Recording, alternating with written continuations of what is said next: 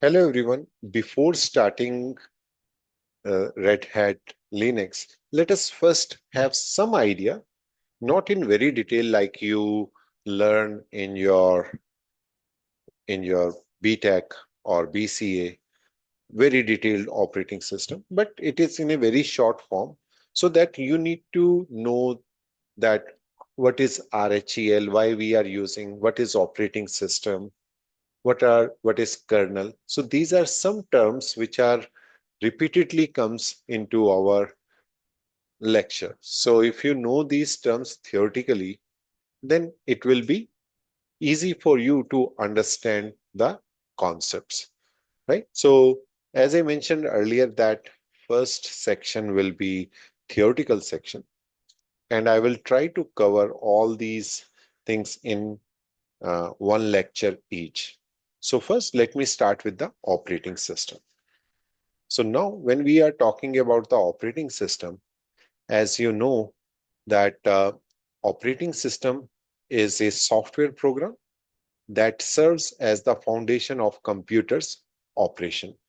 It acts as a intermediary between computer hardware and software application. What does it mean?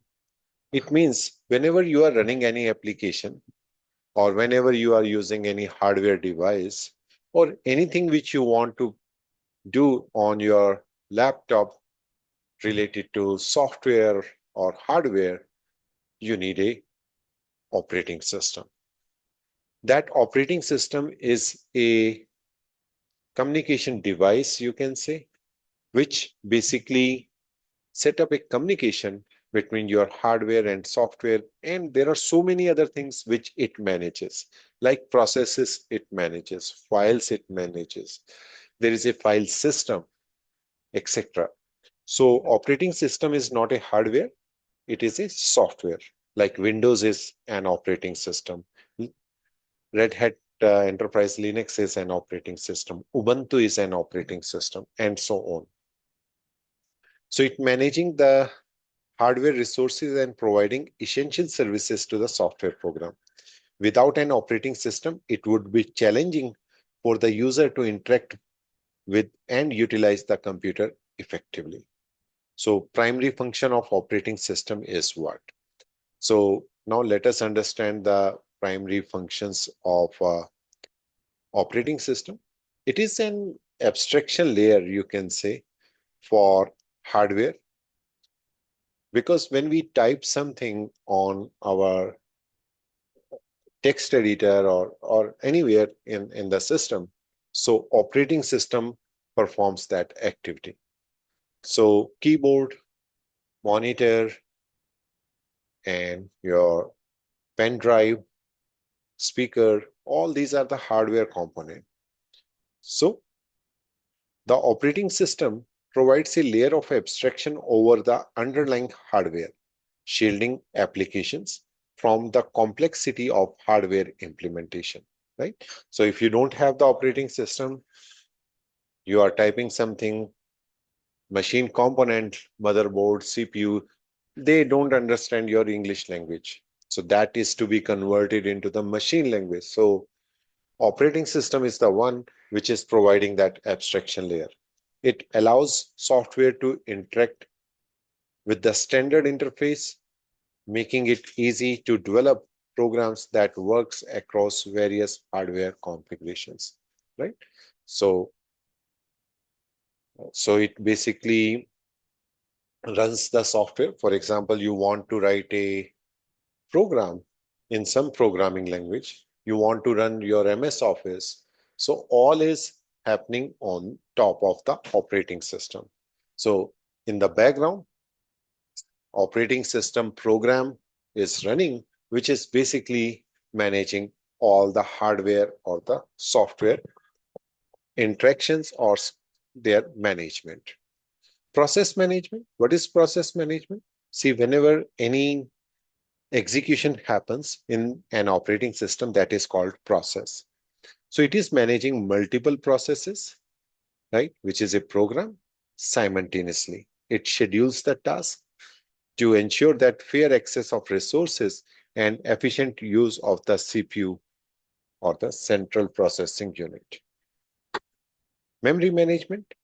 So when we purchase any hardware or laptop, so it is asking for the, you ask for the RAM should be 8 GB, 16 GB, etc.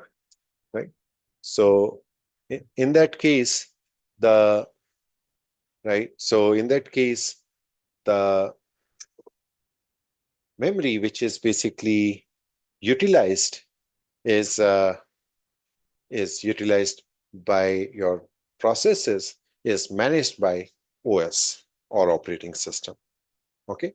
It also manages that how much CPU is to be assigned to your processes, how much memory is to be assigned, right? So everything will be managed by the operating system, right? So OS manages the allocation, tracking, and deallocation of memory resources to different processes. It ensures that processes can access memory they need without interfering with another. So if one process is running and it is consuming some memory, another process is running, so there should not be any overlap. Okay. So that is the memory management. Next is the file management. So let me clear out this. And next is the file management. So when you are storing your data, you are storing in the form of file. So, so there is a directory structure or there is a file system which is provided by the operating system where you can store your files, right? So the operating system organizes, manages on storage devices such as hard drive, solid state drives, etc. It provides a method of creating, reading, writing, deleting, as well as managing the directories and folder structure. So different operating system, they have their different file system. Like in Linux, we are having a root on the top, whereas you see in Windows, you have C drive, D drive. Mac operating system is having almost similar file system, which is in the Linux, right? Next is device management. What are the devices? Audio device, keyboard device, scanner, printer. So OS handles the communication with the peripheral devices like printer, scanner, keyboards, and manages device drivers that enable these devices to interact with computer. Right? Then user interface, we see Windows interface, or we are having a terminal or GUI in Linux also. So OS provides user interface that allows user to interact with computer. This interface can be command line interface or a graphical user interface or a combination of both. Okay, so that is how operating system provides a user interface, right? So that terminal, if we see, or if we see a graphical user interface, it is provided by operating system only. Now, next is the security.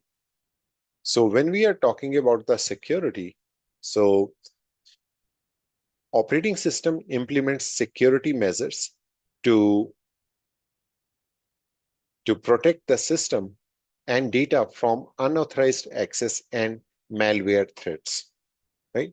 So security is the major component of an operating system.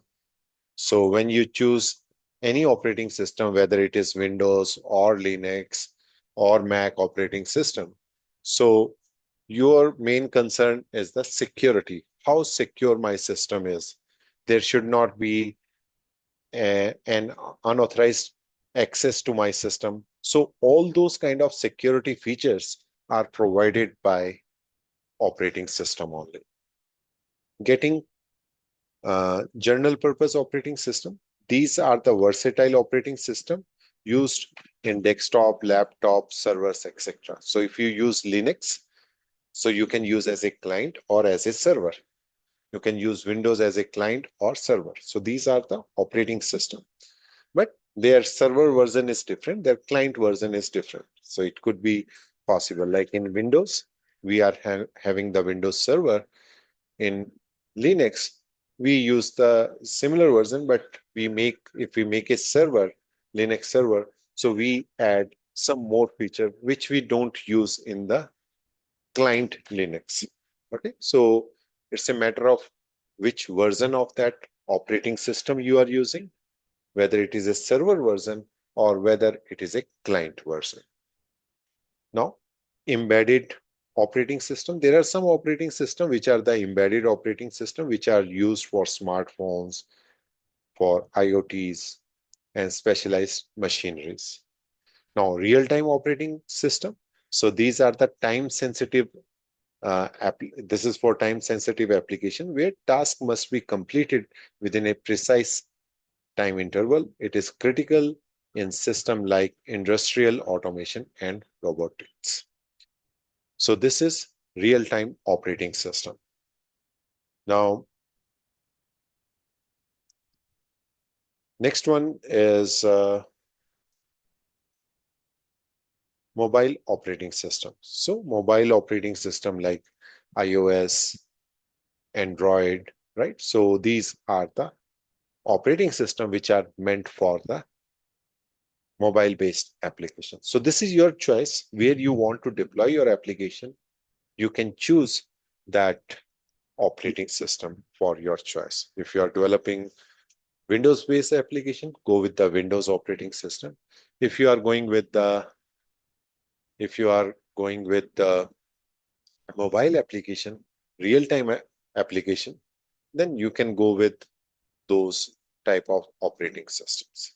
Okay, so that's it for the overview of operating system. Let's meet on the next lecture with next topic. Till then, bye bye.